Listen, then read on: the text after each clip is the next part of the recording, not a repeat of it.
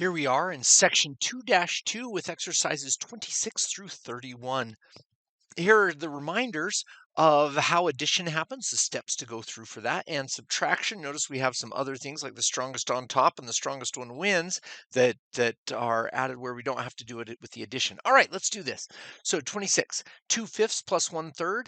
We've got to get the denominators common. So 5 and a 3, we've got to think, what do 5 and 3 both go into? And that would be 15, 5 times 3. So times this guy by 3, times that guy by 3, times that guy by 5, and times that guy by 5. That should make it so we have 15ths. 2 times 3 is 6 15ths plus, let me see, 5 over 5.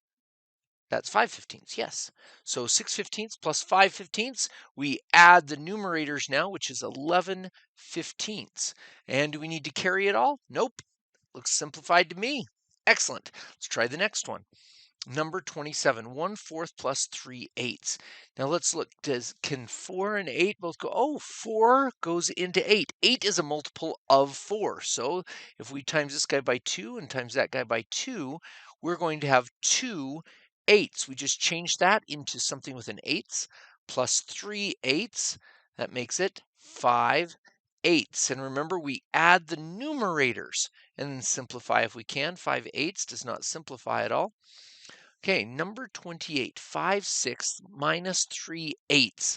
Okay, now we have to get a common denominator here. 6 and 8, we could go through the multiplication tables of 8 and see if we ever hit one of 6. Let me see, 8 times 2 is 16. 8 times 3 is 24. Oh, 24 will work. That would be a great one. We could go up to 6 times 8 is 48 if we wanted, but 24 will work. So if we times this guy by 3, that's 8 times 3, times this guy by 4, we'll get 24s on the bottom. So 20, 4 times 5 is 20, 4 times 6 is 24, and that's minus 3 times 3 is 9, 8 times 3 is 24. Have common denominators now. 20 24ths minus 9 24ths equals, that's 11 24ths. Can we simplify it all? No. So we're stuck right there. Good.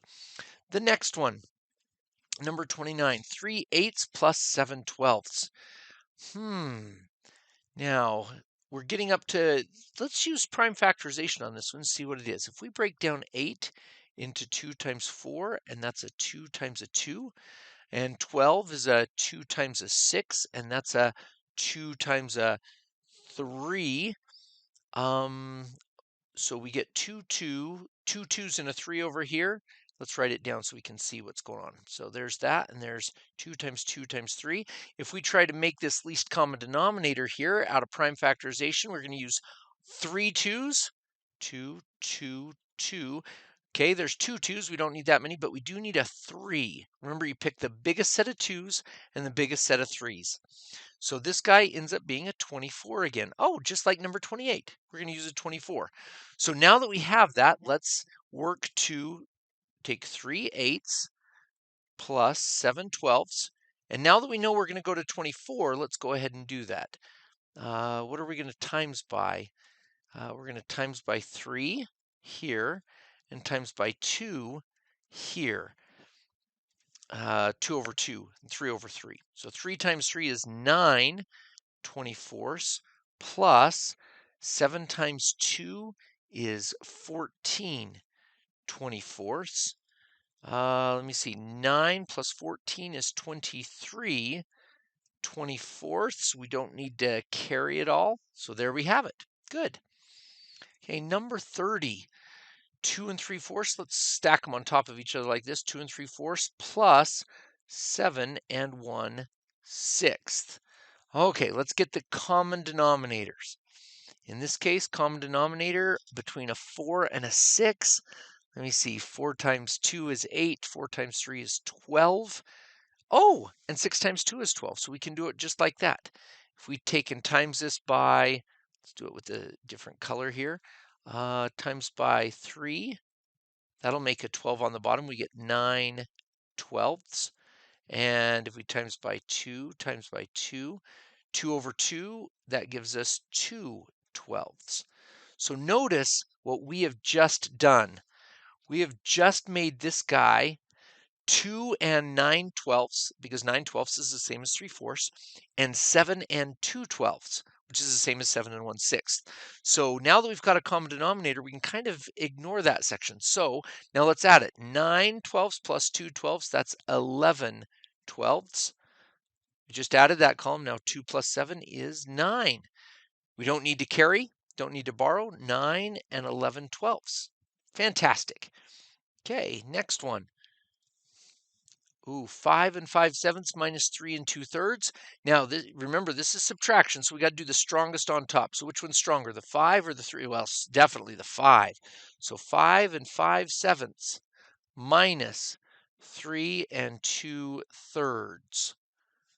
Okay, now we got to get common denominators. See, the 7th and the 3rd is not going to do very much, so let's go ahead and do that. Let me see. 7, the multiples of 7 are 7. 14, 7 times 3 is 21. 21, we got it. So we're going to times by 3 to get a 21 here, and we're going to times by a 7 and a 7 to get a 21 there. So we get 15 21sts, and here we have 14 21sts. And let's scribble these guys out so they don't mess us up. So we have 5 and 15 21sts. That's 5 and 5/7. And 3 and 14 21sts. So now we subtract. 15 minus 14 is 1 21st. Hey, we didn't even have to borrow. Whew! Look at that. We didn't need to borrow by the 21sts. Good. 5 minus 3 is 2. And is the answer positive or negative? We're down here. Strongest one wins. And that would be positive. So 2 and 1/21st. Great.